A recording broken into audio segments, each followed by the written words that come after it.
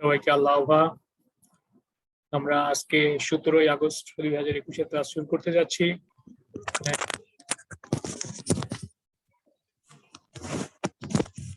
তুমি আসছো নিয়ঙ্গ মামা? জি মামা। প্রার্থনা করো তুমি। ঠিক আছে মামা।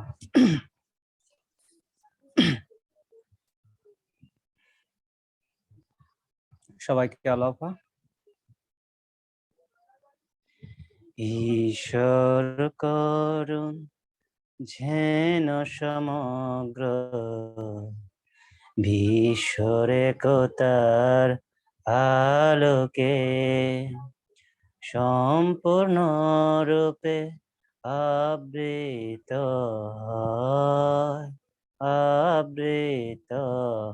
হয়। ঈশ্বরের রাজত্ব, ঈশ্বরের রাজত্ব এই শিলমোহরতে যেন ইহা সকল, এই শিলমোহরতে যেন ইহা সকল বসবাসকারী ললাতে অঙ্কিত হয়ে যায়, অঙ্কিত হয়ে যায়।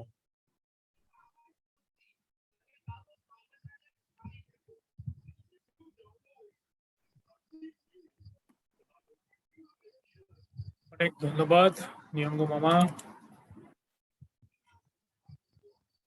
খুব সুন্দর করে প্রেয়ার করেছ। শুরু করে আমরা গতকালকে 13তম সুসমাচার পাঠ করেছিলাম। আমরা আজকে 14তম সুসমাচার, দ্যাট মিনস হলো চতুর্দশ সুসমাচার, এটা আমরা পাঠ করব। রশিদ ভাই নাই, উনি তো নিয়মিত পাঠ করতেন, কিন্তু উনি নাই। বই আছে? আর কারো কাছে বই আছে? আমার কাছে আছে ভাই। পড়েন 14 নম্বরটা। চতুর্দশ সুসমাচার। মৃতদের বিশ্রাম স্থানসমূহ দর্শনের নিমিত্তে ভ্রমণের ব্যবস্থা করার প্রয়োজন নাই। অর্থ সম্পদশালী ব্যক্তিগণ যদি এইরূপ ভ্রমণের খরচ ন্যায় বিচার গৃহকে প্রদান করেন, তবে আল্লাহর উপস্থিতিতে উহাই হইবে প্রীতিকর ও গ্রহণযোগ্য।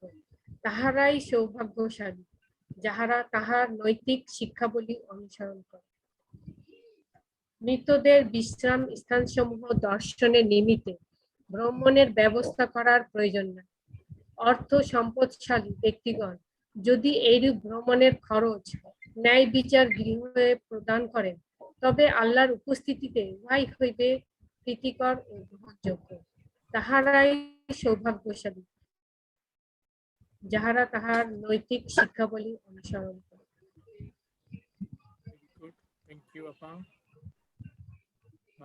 এখানে ইংলিশটা দেখেন তো রহিম ভাই, মানে মৃতদের মানে কাকে ইন্ডিকেট করতেছে এটা? মৃতদের বিশ্রাম স্থান সমূহ মানে কাদের মৃতদের বিশ্রাম স্থান? আচ্ছা দেখছি।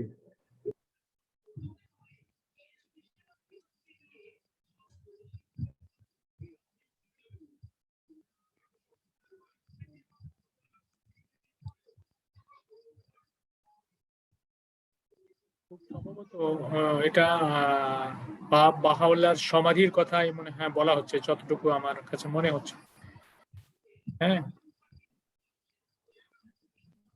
আমার কাছেও তাই মনে হচ্ছে। ঠিক আছে রুহুল ভাই। ক্লিয়ার আছে যে বলছে যে আমাদের যারা আমরা টাকা দিয়ে বাহাউল্লাহর সমাধিতে যেতে চাই, সেটাকে নিরুৎসাহিত করা হচ্ছে।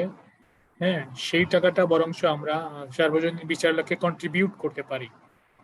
হ্যাঁ, এটা হলো বেশি অ্যাকসেপ্টেবল। যদি আমরা যাই, তার সাথে বেশি অ্যাকসেপ্টেবল হলো যে এই টাকাটা আমরা কন্ট্রিবিউট করি, এবং যারা এটা করবে তারা হলো সৌভাগ্যশালী, এবং তারা মনে করা হবে যে তারা ঈশ্বরের আদেশ পালন করছে বা অনুসরণ করছে, এরকম কিছু।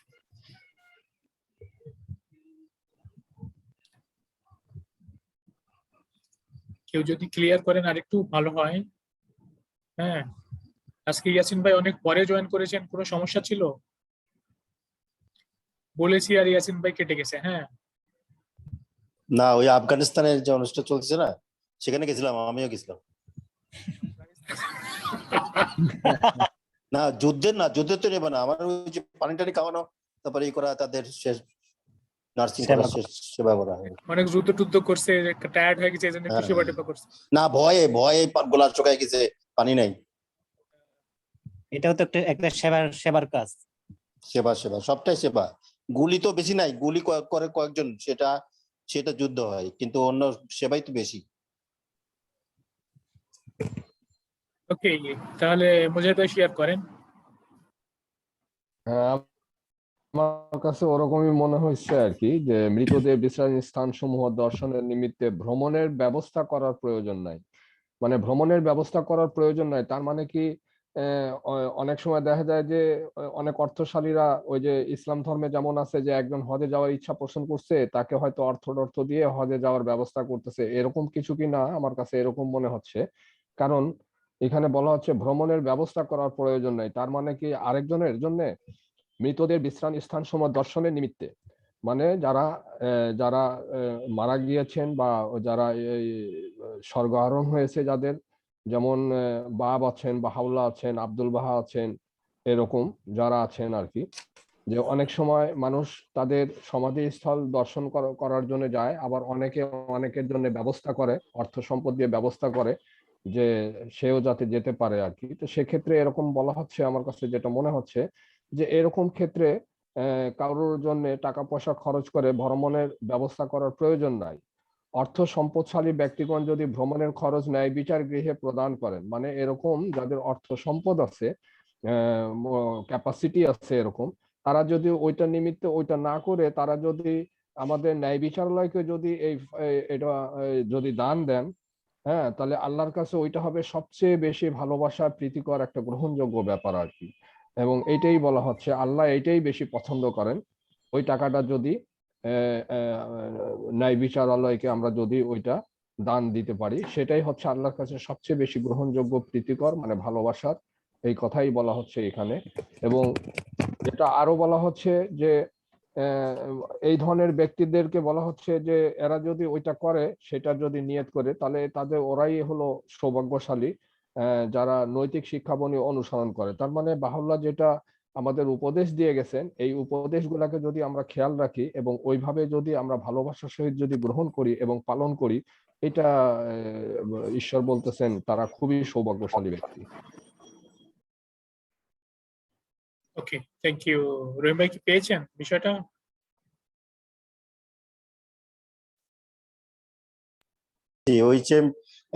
It is not necessary to undertake special journeys to visit the resting places of the dead. If people of substance and affluence offer the cost of such journey to the House of Justice, it will be pleasing and acceptable in the presence of God. Happy are they that observe this.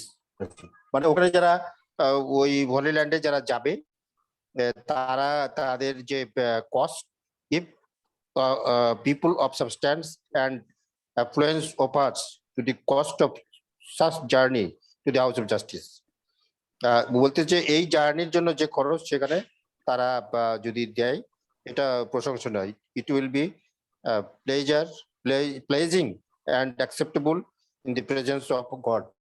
এটা আরো এখন একটা জিনিস বিষয় এখানে পরিষ্কার যে ওই মৃতদেহ ব্যক্তিদের যে কবরস্থান, মানে আমাদের সেন্ট্রাল ফিগার যারা মারা গেছেন তাদের কবরস্থান, এটা পরিদর্শনের জন্য কোনো দরকার নাই, তাদের জার্নি করার জন্য এই খরচ করার প্রয়োজন নাই। এবং আপনারা জানেন যে এটা গার্ডিয়ানের যে মাজার আছে লন্ডনে, সেখানে বলেই দেওয়া হয়েছে যে গার্ডিয়ানের মাজার করার জন্য, দর্শন করার জন্য, জিয়ারত করার জন্য ওখানে কেউ নিয়াত করে প্রয়োজন নাই যাওয়ার। যদি ওখানে কিছু কাজে যায়, যেমন ইয়াসিন সাহেব একবার কাজে গেল, ওখানে ভিজিট করে আসছে, কিন্তু ওই শুধু ওই মাজারে যেমন আমরা এখানে দেখি আমরা মাজারে যাওয়ার জন্য মাজারে মান্নত করে যাচ্ছে, ওই জিনিসটা নিষেধ করে দিছে, প্রয়োজন নাই। অন্য কাজে যখন যাচ্ছে তখন হয়তো নিজে ওই কাজটা সেরে আসলো, এটা আপনার। কিন্তু এখানে যে গ্ল্যাড টাইডিংসটা 14 নম্বরে দিচ্ছে, এটা পরিষ্কার বলে দিচ্ছে not necessary to undertake special journey, এর জন্য আলাদা জার্নি স্পেশাল ভাবে ওখানে যাওয়ার প্রয়োজন, to visit the resting places of the, ওই ভিজিট করার প্রয়োজন নাই, এটাই এখানে পরিষ্কার বোঝা যাচ্ছে। ধন্যবাদ। ওকে, থ্যাংক ইউ। ক্লিয়ার, তাহলে ইংলিশে ক্লিয়ার যে এটা অল্টারনেটিভ না, ডাইরেক্ট যে কোনো ব্যক্তি যদি না যাওয়াই বেটার, এই তো। আচ্ছা, আমাদের মধ্যে তো ওই মুসলিমে যেমন হজ ফরজ আছে, আমাদের কি এরকম কোনো কিছু আছে? আমি জানি না। তবে আমার কাছে আরেকটা জিনিস মনে হচ্ছে যে অনেকে দেখা যায় হোলি ল্যান্ড 3 বার 4 বার 5 বার পর্যন্ত ওখানে গেছে ওই এই জিয়ারত করার জন্য বা দর্শন করার জন্য আর কি, অনেকেই। তো এরকম 5 বার যাওয়ার তো কোনো প্রয়োজন নাই। সেক্ষেত্রে যদি সে নিয়ত করে যদি সে এই অর্থ যদি সে দান করে আর কি, ফেতের জন্য আর কি, তো সেটাই অনেক প্রীতিকর আর কি। কিন্তু আমি জানি না যে আমাদের এখানে এরকম নিয়ম আছে কিনা যে বাধ্যতামূলক হজ আর কি, জানি না, আপনারা যদি কিছু বলেন। না, এটা হলো কি, এই যে যেমন আমরা এটা জানতাম না, আজকে কিন্তু এটা পড়লাম ফার্স্ট। হ্যাঁ, হয়তো যারা 5 বার যাচ্ছে তারা জানি না, এটা পড়েই নাই, এটা হতে পারে। Right right. তাহলে পিলগ্রিমেজে যাওয়ার জন্য করা হয় এটা। আমাদের মেইন পিলগ্রিম তো হাইফাতে না, মেইন পিলগ্রিম তো ইরানে, কিন্তু সেখানে তো আমরা এখন যেতে পারছি না, কিছু নাই, সবকিছু আস্তে আস্তে ধ্বংস করে দিচ্ছে।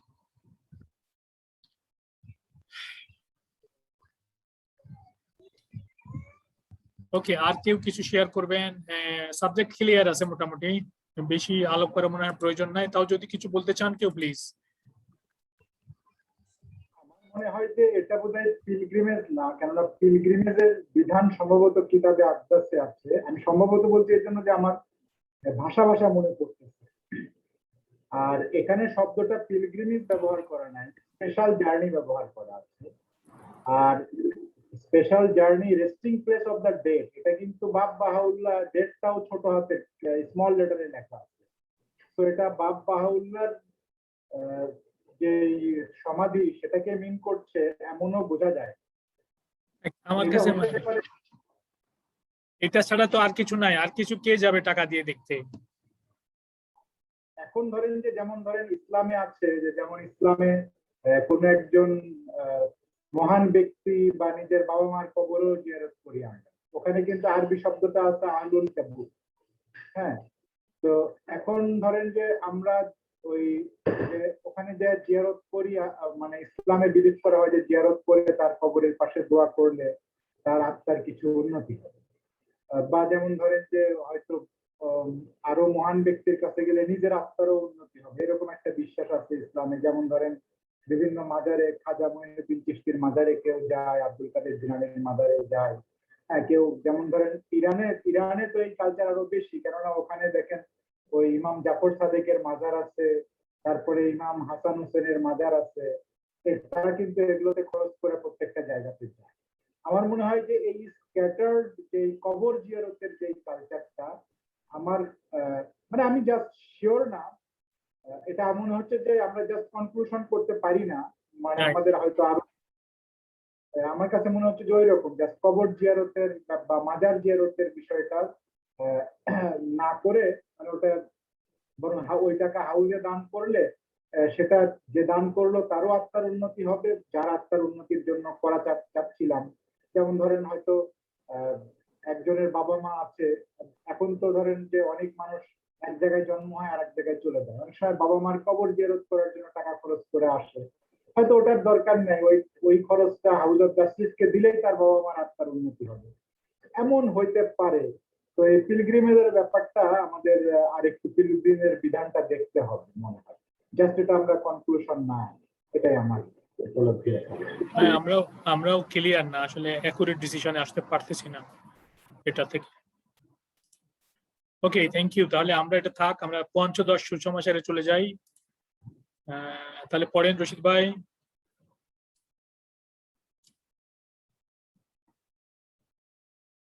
পঞ্চদশ সুসমাচার। যদিও বিশ্বের সমগ্র জাতির জন্য প্রজাতন্ত্রী সরকারের কাঠামো লাভজনক, তবুও রাজতন্ত্রের মহিমা আল্লাহর নির্দেশনাবলীর মধ্যে অন্যতম। আমরা কামনা করি না যে বিশ্বের দেশসমূহ উহা হইতে বর্জিত হোক। যদি বিচক্ষণ ব্যক্তিবর্গ উক্ত দুইটি আকারকে একত্রে মিলিত করেন, তবে আল্লাহর সম্মুখে বিরাট হইবে ইহার পুরস্কার। পূর্বেকার ধর্মসমূহে এইরূপ জরুরি বিধিসমূহ, যেমন ধর্মযুদ্ধ, গ্রন্থাবলীর বিনাশ সাধন, অন্যান্য সম্প্রদায়ের সহিত সাহচর্য ও সম্মেলন অথবা নির্দিষ্ট পুস্তক সমূহ পঠন নিষিদ্ধ বলিয়া লিপিবদ্ধ হইয়াছিল এবং সময়ের আবশ্যকতা অনুযায়ী স্বীকৃত ছিল। কিন্তু এই শক্তিশালী প্রত্যাদেশ ধর্মে এই গুরুত্বপূর্ণ ঘোষণা বাণীতে আল্লাহর বহুবিধ অবদান ও অনুগ্রহ সমূহ ও সমগ্র মানব মণ্ডলীকে ছায়াচ্ছন্ন করিয়াছে এবং পরম প্রভুর চিরস্থায়ী ইচ্ছার দিগন্ত হইতে তাহার অব্যর্থ নির্বন্ধ ওয়াই বিধান দিয়াছেন, যাহা আমরা উপরে লিপিবদ্ধ করিয়াছি। এই আশীর্বাদ পুষ্ট এই মহিমা ব্যঞ্জক ও অতুলনীয় যুগে তিনি যাহা কিছু অনুগ্রহপূর্বক প্রকাশ করিয়াছেন, উহার জন্য আমরা আল্লাহর প্রশংসা গীতি কীর্তন করিতেছি। তিনি পবিত্র ও পরম মণ্ডিত গৌরবমণ্ডিত হন। বস্তুত পৃথিবীতে যদি কেউ অসংখ্য রচনায় ভূষিত হইত এবং অবিরত আল্লাহর প্রশংসা গীতি কীর্তন করিত এবং তাহার নামের মহিমা ঘোষণা করিত অন্তহীন অনন্তকাল পর্যন্ত, তবুও তাহাদের ধন্যবাদ জ্ঞাপন সমূহ এই ফলকলিপিতে আমরা যেই সদয় অনুগ্রহের কথা উল্লেখ করিয়াছি, উহার মধ্যে মাত্র একটির জন্যও যথেষ্ট হইত না। প্রত্যেক বিজ্ঞ, অন্তর্দৃষ্টি সম্পন্ন, ধীশক্তি সম্পন্ন ও জ্ঞানী ব্যক্তি এই বিষয়ে সাক্ষ্য প্রদান করিবেন। আমরা একান্তভাবে আল্লাহর কাছে মিনতি করি, তাহার গৌরব সমুন্নত হোক, শাসকগণ ও নরপতিগণকে তাহার আল্লাহর আইন কানুন ও জরুরি বিধি সমূহ প্রয়োগ করিতে সাহায্য করিতে। সত্য সত্যই তিনি সর্বশক্তিমান, যিনি মানুষের ডাকে সাড়া দিতে অভ্যস্ত। পঞ্চদশ সুসমাচার। যদিও বিশ্বের সমগ্র জাতির জন্য প্রজাতন্ত্রী সরকারের কাঠামো লাভজনক, তবুও রাজতন্ত্রের মহিমা আল্লাহর নিদর্শনাবলীর মধ্যে অন্যতম। আমরা কামনা করি না যে বিশ্বের দেশসমূহ উহা হইতে বর্জিত হোক। যদিও বিচক্ষণ ব্যক্তিবর্গ উক্ত দুইটি আকারকে একত্রে মিলিত করেন, তবে আল্লাহর সম্মুখে বিরাট হইবে ইহার পুরস্কার।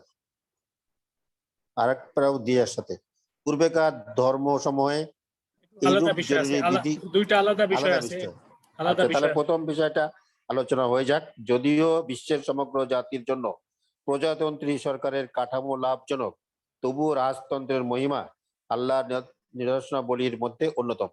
আমরা কামনা করি না যে বিশ্বের দেশসমূহ উহা হইতে বর্জিত হোক। যদি বিচক্ষণ ব্যক্তিবর্গ উক্ত দুইটি আকারকে একত্রে মিলিত করেন, তবে আল্লাহর সম্মুখে বিরাট হইবে ইহার পুরস্কার।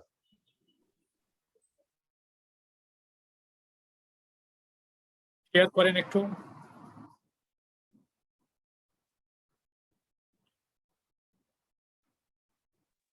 আমার কাছে ক্লিয়ার, অন্য কেউ বলেন কিছু।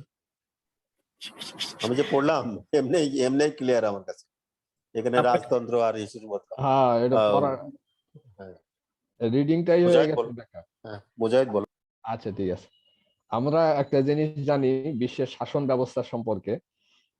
পূর্বে যে শাসন ব্যবস্থা ছিল, পূর্বে শাসন ব্যবস্থা কিন্তু নির্বাচিত কোনো প্রজাতন্ত্রী সরকার ছিল না আর কি। পূর্বে যা কিছু ছিল রাজতন্ত্র ছিল, মানে এক ব্যক্তির শাসন ছিল আর কি, এবং এটা বংশ পরম্পরায় চলে আসতো। যেমন একটা টার্কির একটা নিদর্শন আছে, সেটা হচ্ছে ইয়েদের, টার্কি ভুলে গেলাম আর কি, অটোমানদের আর কি। যেমন অটোমানদের যেটা, এটা পৃথিবীতে সবচেয়ে বড় ওই রাজতন্ত্র ছিল অটোমানদের, সারা বিশ্বে ওরা এক ধরনের শাসন করেছিল এবং বংশ পরম্পরায় তারা তাদের ছেলে মেয়ে নাতি পুতি ওরাই ওই রাজতন্ত্রে হতো আর কি। তো এটা বাহাউল্লাহ এটাকে বলেছেন যে এই যে আমাদের যে দুই ধরনের যে ছিল এই রাজতন্ত্র যেটা ছিল এবং পরবর্তীতে যেটা হলো প্রজাতন্ত্রী সরকার কাঠামো, মানে হলো নির্বাচিত যে জনগণ দ্বারা নির্বাচিত সরকার কাঠামো যে যখন লাভ করলো আর কি, তা সেটা সেটা লাভ করলো জনগণ, সেটা প্রয়োজন বোধ করেছে এবং ঈশ্বরের বিধানও সেটা নির্বাচিত পরিষদে এই যুগের জন্য আসছে, যেটা বাহুল্লাহ স্বয়ং নিজেই দিয়ে গেছেন নিউ ওয়ার্ল্ড অর্ডার আর কি। তা সেটারই ছায়া বলা যায় যে আস্তে আস্তে প্রজাতন্ত্রী সরকার কাঠামো লাভ করে, মানে নির্বাচিত সরকার লাভ করে পৃথিবীতে বিভিন্ন দেশের রাজতন্ত্র উঠে যায় আর কি। তো এই শাসন ব্যবস্থা আগে যে রাজতন্ত্র ছিল, তা সেটা এখানে বাহুল্লাহ বলতেছেন রাজতন্ত্রের মহিমা আল্লাহর নিদর্শনের মধ্যে অন্যতম, মানে ঈশ্বরের কাছে এটা খুবই পছন্দনীয় ছিল আর কি। হ্যাঁ, কিন্তু উনি আরো বলতেছেন এটা পছন্দনীয় ছিল এই জন্য ওনারা কামনা করেন না যে দেশ এই সিস্টেম থেকে বর্জিত হোক, কিন্তু দুর্ভাগ্যক্রমে দেশ প্রত্যেকটা রাষ্ট্র এই জায়গা থেকে বর্জিত হয়েছে। সেটা বর্জিত হয়েছে কারণ রাজতন্ত্রগুলা শেষ পর্যন্ত তাদের নীতি নৈতিকতা আদর্শ ধরে রাখতে পারে নাই, যার কারণে এটা তখন বিবর্জিত হলো আর কি। আর অটোমানদের শাসন ব্যবস্থা আমি দেখেছি যে অটোমানদের শাসন ব্যবস্থা আমি নিজে একটু এটা স্টাডি করেছি যে অটোমানদের শাসন ব্যবস্থা এমন ছিল যে যে এরা এমনি পৃথিবীর অর্ধেক জয় করে না, এদের নীতি আদর্শ সততা এতখানি ছিল যে নিজের ছেলে মেয়েও যদি হয়, যদি দোষী হয়, তাকে হত্যার শাস্তি প্রদান করতে তারা এতটুকু তাদের ভ্রুক্ষেপ করতো না, তারা এতটুকু নড়তো না তারা আর কি। মানে কতখানি কঠোর নীতি আদর্শেতে তারা ছিল আর কি। আর যেমন বাদশাহ সুলেমান নিজেই তার বড় ছেলেকে শেষ পর্যন্ত একটা ভুল ফাঁদে পা দিয়ে, যদিও ভুল পদে উনি ফা দিয়েছে, উনি তো জানে না ভুল পদে, কারণ ওনার যে দ্বিতীয় স্ত্রী ছিল হুররম সুলতান আর কি, যে তার কিছু কূট কৌশলের মধ্যে উনি পড়ে গেলেন। এতখানি বিচক্ষণ ব্যক্তি যিনি পৃথিবীর অর্ধেক রাজ্য শাসন করেছে এই বাদশাহ সুলেমানের সময় আর কি। তো সেই সে সে কিন্তু ওই ওই অ্যাটেম্প ওই চিন্তার থেকে, ওই নীতি আদর্শের জায়গা থেকে, সততার জায়গা থেকে শেষ পর্যন্ত তার ছেলেকেও শাস্তি প্রদান করলেন আর কি, যেটা শাস্তি প্রদানটা ছিল হত্যা আর কি। তো এরকম দেখা যাচ্ছে অটোমানিদের ভিতরে তারা হয়তো সবাই নিজের স্বার্থের জন্য করে নাই, কিন্তু বাদশাহ সুলেমান যেটা দেখা গেছে শেষ পর্যন্ত যে এরা খুব নীতিবান হতো আর কি, এবং আল্লাহর খুব ভক্ত হতো, ধর্মের খুব ভক্ত হতো। একটা সিদ্ধান্ত নেওয়ার আগে তাদের একটা ধর্মীয় পরিষদ ছিল, মাওলানাদের একটা পরিষদ ছিল, তাদের কোনো চিন্তা সেখানে তারা লিখিতভাবে পাঠিয়ে দিত এবং বলতো যে আমি এটার ব্যাপারে এই সিদ্ধান্ত নিতে চাই বা আমি নিতে পারছি না, আপনারা বলেন ধর্মীয় আলোকে কি সিদ্ধান্ত হতে পারে। তার মানে এত নীতি আদর্শ সততা এদের মধ্যে ছিল এবং সেই জায়গা থেকে হয়তো পরে সরে আসছে তারা। তা ঈশ্বর এটাই বলতেছেন যে যদি এই রাজতন্ত্র এবং হলো হলো এই গণতন্ত্র মানে নির্বাচিত যেটা সরকার, এটা যদি মিশ্রিত হয় তাহলে এটা হবে মানব জাতির জন্য বিশাল পাওনা। যেমন কয়েকটা রাষ্ট্রে এরকম আছে আর কি, যেমন আমরা জানি ব্রিটেনের যে গণতন্ত্র, সংসদীয় গণতন্ত্র আর কি, সংসদীয় গণতন্ত্রের মধ্যে এদের যে প্রধান যে থাকে আর কি, রাজতন্ত্র যিনি মানে রাজা আর কি, তাদেরও কিছু ভূমিকা আছে। যেমন আমাদের এখানে প্রেসিডেন্টের ভূমিকা আছে, সেরকম ওখানে রাজা দেশের অতি সম্মানিত জায়গায় এখনো পর্যন্ত সে ব্রিটেন রেখে দিয়েছে। আর হলো শাসন ব্যবস্থার ক্ষেত্রে তারা এই নির্বাচিত সরকার দ্বারাই তারা চলে আর কি। এটা এখানে ব্রিটেনে দেখা যাচ্ছে, অস্ট্রেলিয়াও ব্রিটেনের রানীকে মান্য করে, জাপানও এই অবস্থা আছে, আর থাইল্যান্ডে আছে, এরকম বেশ কয়েকটা দেশে এই মিশ্রিত যেটাকে বলে আর কি, সেই ব্যবস্থাটা এখনো টিকে আছে। তো সেটা বাহুল্লাহ বলতেছেন আল্লাহর সম্মুখে বিরাট হবে এই পুরস্কার যদি এইটা এইভাবে থাকে আর কি। এটাই আমি বুঝছি আর কি। থ্যাংক ইউ আল্লাহ। ওকে, থ্যাংক ইউ মুজাদ ভাই। আমরা মোটামুটি একটা আইডিয়া পেলাম যে রাজতন্ত্র কি, প্রজাতন্ত্র কি, যৌথ সরকার কি। আর কেউ যদি ক্লিয়ার করেন।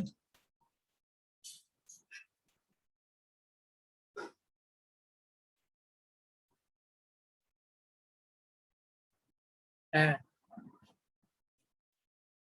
বলবেন না? সবাই ক্লিয়ার? তাহলে আমরা সেকেন্ড প্যারাতে যাব। রহিম ভাই মনে হয় বলবেন। হ্যাঁ, সেটা হচ্ছে যে এখানে যে দুইটা ফর্ম অফ গভর্নমেন্টের কথা বলা হয়েছে, একটা প্রজাতন্ত্র, রাজতন্ত্র বাংলায় আসছে, ইংলিশে আপনার রিপাবলিকান আর হচ্ছে কিংশিপ, আরবিতে আছে জমহুরিয়াত আর সালতানাত। তো এই দুইটা পড়ার পরে আমার কাছে যেটা মনে হলো যে এই যে আমাদের যে 12টা মূলনীতির মধ্যে একটা মূলনীতি হচ্ছে ধর্ম আর বিজ্ঞানের সমন্বয়, সেটার সাথে একটা কানেকশন আছে। কানেকশনটা হচ্ছে এই যে আমরা জানি যে রাষ্ট্রবিজ্ঞান একটা বিজ্ঞান বলে এখন স্বীকৃত, যেটাকে পলিটিক্যাল সায়েন্স বলা হয়। এবং এখানে বলেছে যে যদি বিচক্ষণ ব্যক্তিবর্গ, ইংলিশে আছে স্যাগাসিয়াস শব্দ, তো একটা গ্রুপ অফ পিপল যারা স্যাগাসিয়াসটা মানে সেজ, ঋষি টাইপের আর কি, যারা একটা বিষয় নিয়ে স্পেশালি একটা বিষয় নিয়ে ধারণা রাখে, তার মানে এটা বলতে আমার কাছে মনে হচ্ছে যে দোজ আর পলিটিক্যাল সায়েন্টিস্ট, মানে যারা পলিটিক্যাল সায়েন্স নিয়ে পড়াশোনা করে বা পলিটিক্যাল সায়েন্স যাদের চর্চার বিষয়, তারা যদি এই দুইটাকে একত্রিত করে তাহলে বেশি বেনিফিট হবে। এখন ধরেন যে আমরা এটা নিয়ে খুব গভীরে আলাপ করতে পারবো না, এই জন্য যে আমরা তো আসলে পলিটিক্যাল সায়েন্সের বিশেষজ্ঞ। ইভেন যদি আমরা ডেফিনেশন করি রাজতন্ত্র এবং প্রজাতন্ত্রর, যে আমরা যে ডেফিনেশন জানি, হয়তো সেই ডেফিনেশনই ঠিক নাই। হ্যাঁ, এই ফর্ম অফ গভর্নমেন্ট এটা নিয়ে আমরা যদি কিন্তু ধরেন আমাদের সবারই একটু মানে সবারই ওয়েল এডুকেটেড হতে হবে, আমরা সেই জন্য হয়তো সেই খাতিরে কিছুটা আলাপ করতে পারি।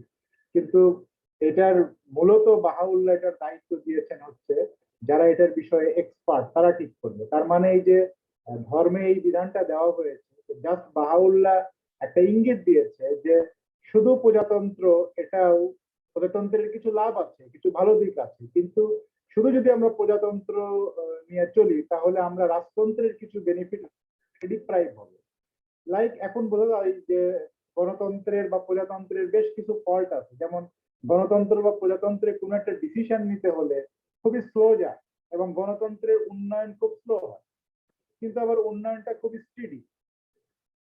আবার রাজতন্ত্রে বা রাজতন্ত্রের আবার এখন অনেকগুলো ফর্ম, রাজতন্ত্রের মতো অনেকগুলো ফর্ম অফ গভর্নমেন্ট আমরা বলি, যেমন আপনার অটোক্রেট গভর্নমেন্ট, যেটাকে কেউ বলে স্বৈর শাসক, কেউ বলে একনায়কতন্ত্র। This is also one kind of তন্ত্র, এবং সেটা কিন্তু এই রাজতন্ত্রের সাথে অনেকখানি মিলে।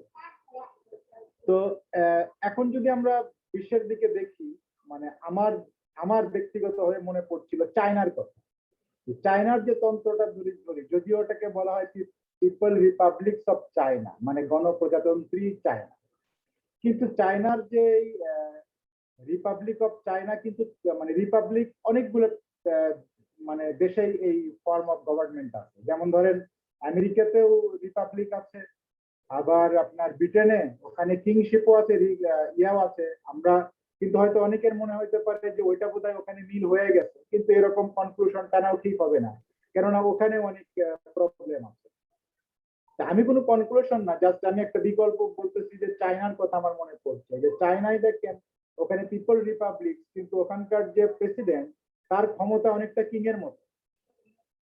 হ্যাঁ, যার কারণে তার ডিসিশন নিতে তাকে হয়তো শুধু একবার বা ওখানে যে মানে ভোট দিয়ে কিন্তু জাস্ট দলকে নির্বাচিত করতে হয়, আর দলও ওখানে তো একটাই দল আছে, জাস্ট দলের মধ্যে দলের প্রধান কে হবে সেটা নির্বাচন করলে দলই প্রেসিডেন্ট বানে, এবং প্রেসিডেন্টের ক্ষমতা অনেকটা কিং এর মতো।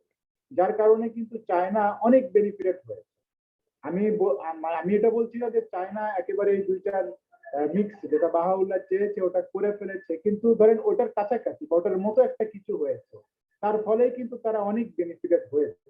তো হতে পারে যে ইন ফিউচার এই যে বিচক্ষণ ব্যক্তিবর্গ বলতেছে, অর্থাৎ যারা পলিটিক্যাল সায়েন্সের এক্সপার্ট, তারা হয়তো এরকম একটা ব্যবস্থা ইন ফিউচার তৈরি করবে, এবং সেখানে হয়তো বাহাইদেরও একটা কন্ট্রিবিউশন থাকবে, যার ফলে হয়তো এরকম একটা গভর্নমেন্ট ব্যবস্থা তৈরি হবে যেটা অনেক সুন্দর হবে। এইটুকুই আমার বলা ছিল। Thank you. জি, থ্যাংক ইউ প্রেম ভাই। ইতিমধ্যে দাদা জয়েন করেছে আমাদের সাথে, দাদাকে স্বাগত জানাচ্ছি। আল্লাহ হাফেজ দাদা। আমরা পঞ্চদশ সুসমাচার নিয়ে আলাপ করছি আজকে। প্রথমেই ছিল গভর্নমেন্ট নিয়ে, সেটা হলো নির্বাচনী গভর্নমেন্ট আর রাজতন্ত্র, দুইটা নিয়ে আলাপ করলাম আমরা। আপনি ইতিমধ্যে দেখেছেন দাদা, যদি কিছু বলতে চান শেয়ার করেন আমাদের সাথে।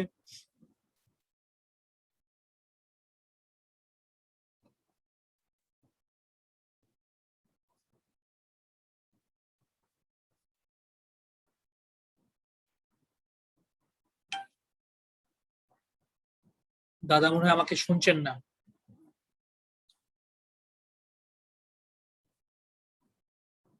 ওকে, তাহলে আমরা দাদার সাথে পরে কথা বলি। আর কেউ নিয়ঙ্গ মামা কিছু বলবা? আমার আরেকটা কথা মনে পড়ে গেছে, আমি জাস্ট একটু শেয়ার করে দিই। শিওর শিওর, বলেন। এখন যে বাহাইদের যে অ্যাডমিনিস্ট্রেটিভ সিস্টেম আছে, বাইরের ওয়ার্ল্ডের কথা যদি বাদ দিই, যেমন বাহাইদের অ্যাডমিনিস্ট্রেশন কিন্তু দুই ধরনের প্রতিষ্ঠান দ্বারা চলে, একটা নির্বাচিত প্রতিষ্ঠান আর একটা মনোনীত প্রতিষ্ঠান। তো দেখেন এখানে মনোনীত প্রতিষ্ঠান কিন্তু নির্বাচিত করতে হয় না, যদিও সর্বোচ্চ নির্বাচিত প্রতিষ্ঠান থেকেই মনোনয়নটা শুরু হয়। তো আমার কাছে মনে হয় যে এখানেও কিন্তু ওই ফর্মের একটা মানে গ্লিমস আছে, যাতে আমরা চিন্তা করতে পারি। সেই জন্য আমি বলবো। ওকে ভাই, থ্যাংক ইউ। রুল ভাই, আমি একটু অ্যাড করতে চাচ্ছিলাম যে এইগুলি বাহাউল্লাহ যেটা বলছেন পূর্ববর্তী যে মানে যে সমস্ত ব্যবস্থা ছিল আর কি, যে এগুলো সমগ্র মানব জাতির জন্য, ওই কল্যাণের জন্য ওই সময় ওই কথাটা বলেছিলেন। কিন্তু বাহাউল্লাহ নিজেই কিন্তু নিউ ওয়ার্ল্ড অর্ডার দিয়ে গেলেন, যেটা রহিম ভাই একটু ইঙ্গুত দিয়ে গেলেন, যে বাহাউল্লাহ নিজেই কিন্তু নিউ ওয়ার্ল্ড অর্ডার দিয়ে গেছেন এবং সম্পূর্ণ এটার বিন্যাস যেটা আমরা পরবর্তীতে দেখতে পাই আর কি, যে আব্দুল বাহাকে যখন কভেনেন্ট কেন্দ্রবিন্দু করা হয় আর কি, এবং আব্দুল বাহা যেটা এটা কিছু ব্যাখ্যা করে গেছেন, এবং এরপরে সগি এফেন্দির হাতে যখন আসলো, সগি এফেন্দি তখন এই ব্যবস্থাকে এস্টাবলিশ করার জন্য 10 পরিকল্পনা নিলেন। 1853 থেকে আপনার 1953 থেকে 63 পর্যন্ত ওনার 10 পরিকল্পনা ছিল এই এস্টাবলিশ করার জন্য, কিন্তু উনি শাহাদত বরণ করেন, উনি স্বর্গারোহণ হয় ওনার 57-এ আর কি। তা পরবর্তীতে এই একই ব্যবস্থাকে হ্যান্ডস অফ দ্য কস্ট যারা ছিলেন, উনারই সেই পরিকল্পনা ওনারাই সেটা বাস্তবায়ন করেন নির্বাচন প্রক্রিয়ার মাধ্যমে, এনএসএ তৈরি করার মাধ্যমে, এবং এনএসএ এর মাধ্যমে নির্বাচনের মাধ্যমে হাউস অফ জাস্টিস এস্টাবলিশড হলো। তো এইভাবে বাহাউল্লাহ যে নিউ ওয়ার্ল্ড অর্ডারের যে ফরম্যাটটা ছিল অ্যাজ এ মডেল আমাদের বাহাই যেটা এখন চলে আসতেছে আমরা আর কি, তো বাহাউল্লাহ অলরেডি এই ব্যবস্থাটা দিয়ে ফেলেছেন, মানে পিছনের ব্যবস্থা সম্পূর্ণ কিন্তু গোটাই ফেলছেন বাহাউল্লাহ, রোল আপ করে ফেলছেন, এবং নতুন এই ব্যবস্থা শাসন ব্যবস্থা যেটা আমরা রাষ্ট্রবিজ্ঞানের অন্তর্ভুক্ত হবে, যেটা সম্পূর্ণ নতুন নিউ ওয়ার্ল্ড অর্ডার দিয়ে গেছেন। এবং এই নির্বাচিত পরিষদের পাশাপাশি অ্যাপয়েন্টেড বডি যারা থাকবে আর কি উপদেষ্টা হিসেবে, যেটা আমরা দেখতে পাই ইন্টারন্যাশনাল টিচিং সেন্টার, তারপরে হলো ওই কাউন্সিলরগণ, যে ব্যবস্থাটা আমরা দেখতে পাচ্ছি, এটা কিন্তু এখন আর ওই পিছনের ওই প্রজাতন্ত্রী সরকার আর হলো ওই যে রাজতন্ত্র এগুলি বা একনায়কতন্ত্র এগুলি কোনো কিছুই থাকতেছে না, যেহেতু উনি নিউ ওয়ার্ল্ড অর্ডার একদম স্পষ্ট করে দিয়ে গেছে। এটাই একটু বলতে চাচ্ছিলাম। Thank you. Okay, thank you. আর কেউ?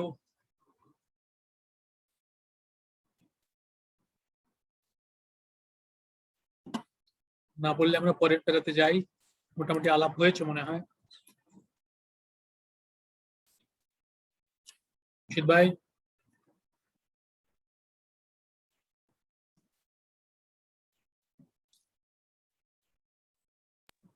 পূর্বেকার ধর্ম সময়ে এরূপ জরুরি বিধিসমূহ, যেমন ধর্মযুদ্ধ, গ্রন্থাবলীর বিনাশাধন, অন্যান্য সম্প্রদায়ের সহিত সাহচর্য ও সম্মেলন, অথবা নির্দিষ্ট পুস্তকসমূহ পঠন নিষিদ্ধ বলিয়া লিপিবদ্ধ হইয়াছিল এবং সময়ের আবশ্যকতা অনুযায়ী স্বীকৃত ছিল। কিন্তু এই শক্তিশালী প্রত্যাদেশ ধর্মে এই গুরুত্বপূর্ণ ঘোষণা বাণীতে আল্লাহর বহুবিধ অবদান ও অনুগ্রহ সমগ্র মানব মণ্ডলীকে ছায়াচ্ছন্ন করিয়াছে এবং পরম প্রভুর চিরস্থায়ী ইচ্ছার দিগন্ত হইতে তাহার অব্যর্থ নির্বন্ধ ওয়াই বিধান দিয়েছেন, যা আমরা উপরে লিপিবদ্ধ করিয়াছি। আবার পড়ি, পূর্বেকার ধর্মসমূহে এইরূপ জরুরি বিধিসমূহ যেমন ধর্মযুদ্ধ, গ্রন্থাবলীর বিনাশ সাধন, অন্যান্য সম্প্রদায়ের সহিত সাহচর্য ও সম্মেলন অথবা নির্দিষ্ট পুস্তক সমূহ পঠন নিষিদ্ধ বলিয়া লিপিবদ্ধ হইয়াছিল এবং সময়ের আবশ্যকতা অনুযায়ী স্বীকৃত ছিল। কিন্তু এই শক্তিশালী প্রত্যাদেশ ধর্মে এই গুরুত্বপূর্ণ ঘোষণা বাণীতে আল্লাহর বহুবিধ অবদান ও অনুগ্রহ সমগ্র মানব মণ্ডলীকে ছায়াচ্ছন্ন করিয়াছে এবং পরম প্রভুর চিরস্থায়ী ইচ্ছার দিগন্ত হইতে তাহার অব্যর্থ নিবন্ধ ওয়াই বিধান দিয়েছেন, যা আমরা উপরে লিপিবদ্ধ করিয়াছি।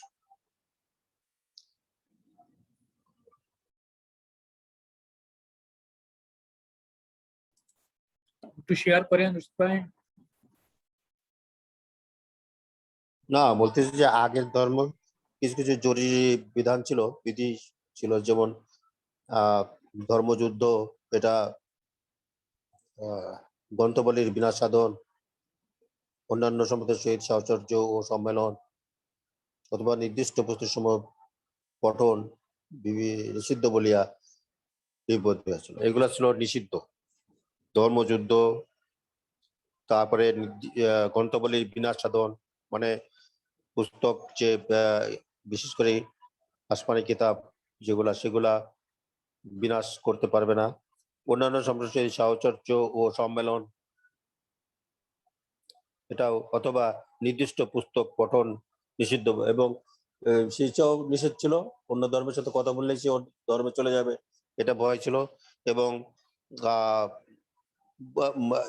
মানে ধর্মীয় যে মূল গ্রন্থ এগুলা সবাই পড়তে পারবে না, নিষিদ্ধ ছিল। এগুলা লিপিবদ্ধ করা আছে এবং সময়ের আবশ্যকতা অনুযায়ী স্বীকৃত ছিল, এবং সেই যে সময়টা ছিল সেই অনুযায়ী এগুলা স্বীকৃত ছিল। এটা যথেষ্ট ছিল, এটা প্রয়োজন ছিল না, কারণ সবাই লেখাপড়া জানতো না, অত বইপত্র ছিল না, এবং ওর যে সেই গ্রন্থগুলি যে সংরক্ষণ এবং তার যে কিভাবে ধরতে হবে সেগুলা জ্ঞান ওরকম আসে নাই তখন। সেজন্য বলতেছে সেই অনুযায়ী এটা আবশ্যকতা অনুযায়ী এটা স্বীকৃত ঠিকই ছিল। কিন্তু এই শক্তিশালী প্রত্যাদেশ ধর্মে, মানে বাহাই ধর্মের কথা বলতেছে, এই গুরুত্বপূর্ণ ঘোষণা বাণীতে আল্লাহর বহুবিধ অবদান ও অনুগ্রহ মানব মণ্ডলীকে ছায়াচ্ছন্ন করে আছে। এখন মানুষের জন্য বেশ অনুগ্রহ আসছে, আল্লাহর কৃপা আসছে। এখন যেমন সবাই ধর্মগ্রন্থ পাঠ করতে পারবে, এটা আমার বিশেষ করে বাহাই ধর্মের যে গ্রন্থগুলি আছে, যে কেউ ধরো বিশ্বাস করুক বা না করুক, সে এটা অনুশীলন করতে পারবে, পাঠ করতে পারবে। পরম প্রভুর চিরস্থায়ী ইচ্ছার দিগন্ত হইতে তাহার অবাধ্য নিবন্ধ ওয়াই বিধান করেছে এবং যা আমরা উপরে লিপিবদ্ধ করেছি। এবং এখন সেই বলতেছে যে এখন আইনে সেই প্রভুই আবার আইন করে দিচ্ছে যে এখন সবাই এগুলা অ্যালাউড ধরতে পারবে এবং করতে পারবে। ইভেন এর প্রচার কাজও একটা